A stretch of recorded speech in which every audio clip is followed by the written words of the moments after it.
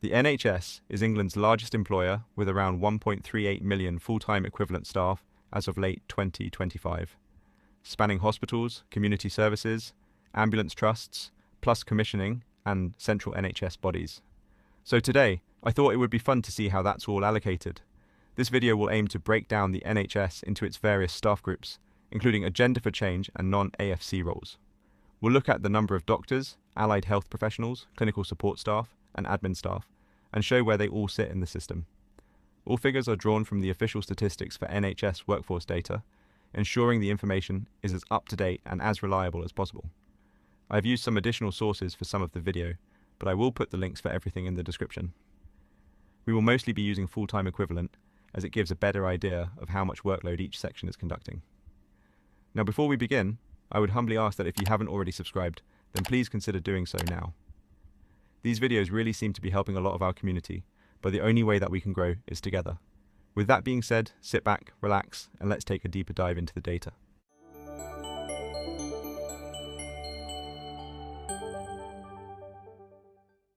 Firstly, let's establish the size of the workforce. Now, if we look at the NHS system as a whole, you'll actually find that it's even bigger than what the title suggests, because it includes other NHS organisations. However, for the sake of this video, we will just be looking at NHS England as it makes up the vast majority and the data is easiest to compile. As of December 2025, there are around 1.55 million staff, or 1.38 million full-time equivalent staff in NHS England. The data is split between staff working in NHS trusts and other core organisations in England, excluding primary care staff. This is a summary of the data extracted from the NHS HR and payroll system, but there are many other staff groups that help provide NHS services that are not directly employed by the NHS. For example, there are nearly 150,000 full-time equivalent staff working in general practice and more than 25,000 dentists alone. Interestingly, of this total NHS figure, there are around 840,000 professionally qualified clinical staff, equivalent to about 750,000 full-time staff, making up 54.9% of the workforce, while the remaining workforce is comprised of admin staff, clinical support staff, and managerial roles. On screen now is a broad breakdown of the NHS structure by generalised staff role. Professional qualified staff refers mostly to degree-level professionals, such as doctors, nurses, midwives, and other allied professionals or qualified scientific staff.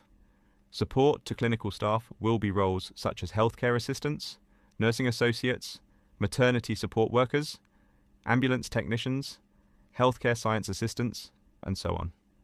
They will likely hold a range of qualifications relevant to their role. NHS infrastructure and support staff will largely be staff working in back-office central functions, such as finance or human resources roles. There are just under 300,000 staff in administrative and clerical positions, which according to the data is split between these groups. I would highlight that every role here is of vital importance to allow the service to function properly. Apart from the unknown classification staff, I have no idea what they do. So, let's look at the pay structure in some more detail. The workforce is primarily made up of agenda for change staff, accounting for about 88% of the force, and then non-AFC staff, such as doctors, which make up the remaining 12%.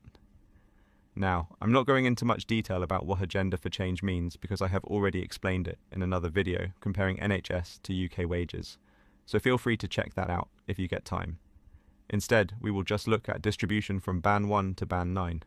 On screen now will show how the bands are broken down. You'll see that the vast majority of staff sit between Bands 2 and 6, encompassing most admin roles, support staff, and qualified clinicians. Interestingly, Band 1 has actually been closed to new entrants for some time now. So, you're much more likely to see people in these roles on Band 2 or above, but some older or legacy roles still remain in the band on contracts per historical job profiles. When we look at the published figures, they show that this is now the rarest band to be in, even more so than Band 9, which is reserved for some of the most senior managerial staff in the NHS. So now let's look at these roles from a different angle. Of the 756,000 professionally qualified clinical staff, Doctors make up 153,000. Of the remaining 603,000, nurses and health visitors make up the vast majority with around 372,000 full-time equivalent staff. This suggests that they form the backbone of patient care.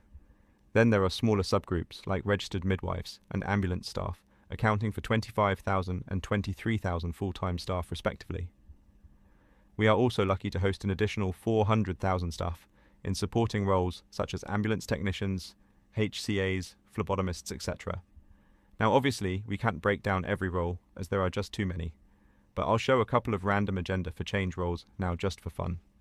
According to the HCHS statistics, there are 186,000 staff nurses, 93,000 clerical workers, 20,000 physiotherapists, 16,000 diagnostic radiographers, 4,000 dietitians, 144 carpenters, 19 surveyors, 7 music therapist specialist practitioners, and 1 drama therapist advanced practitioner. If you are that one, then I really hope that you're well. If you guys want me to make a full video just going through roles one by one, then let me know, though I get the feeling that after a minute of hyper-specific roles, it might get a bit painful. The NHS is also made up of doctors, one of the most important roles in the service. These clinicians do not operate within the agenda scales, but the service has roughly 153,000 doctors. Now this includes the full range of doctors in the NHS at various grades, but it's also worth noting that in the community there are roughly 28,000 permanent qualified GPs, which are not counted here. So, let's take all of this data and bring it together. NHS England has a full-time equivalent of just under 1.38 million staff, 153,000 medical and dental staff, 397,000 NMC staff, 116,000 additional allied professional roles, 60,000 additional professional scientific and technical roles, 29,000 healthcare scientists, 69,000 estate and ancillary roles, 288,000 administrative and clerical staff, 259,000 additional clinical services, 4,300 students, and 1,250 unknown staff. If we then compare the changes over the last year, we find that the total number of staff has increased by 0.7%, qualified professional clinicians increased by 2.7%, with doctors increased by 4.2%. Unfortunately, the amount of supporting staff has decreased by 1.6%, with -5% alone for supporting ambulance staff. NHS infrastructure support has dropped by 1.7%, and the total number of staff in the unknown category has dropped by 28.3%. I don't know if this is a good or bad thing, so I will leave that up to you. Over the last 15 years, these numbers have grown significantly, with the number of doctors increasing by 54%, allied health professionals by 45%, support staff by 45%, and nurses by 31%, while the number of managers has only grown by around 6%. Despite being such a large employer, the NHS still has vacancies, with an estimated 100,000 positions unfilled as of March 2025. So that's it. This video is simply meant to use visual prompts so that people can better understand and interpret the official data. None of this is my opinion, it's simply a breakdown of where the 1.38 million FTE staff actually sit. Thank you for watching. If you found this video useful, then feel free to check out some of our other videos. Please hit the like button below on the way out and subscribe for more simple finance videos covering pay, pensions, tax, and long-term wealth. I hope we cross paths again, and I wish you all the best for your future.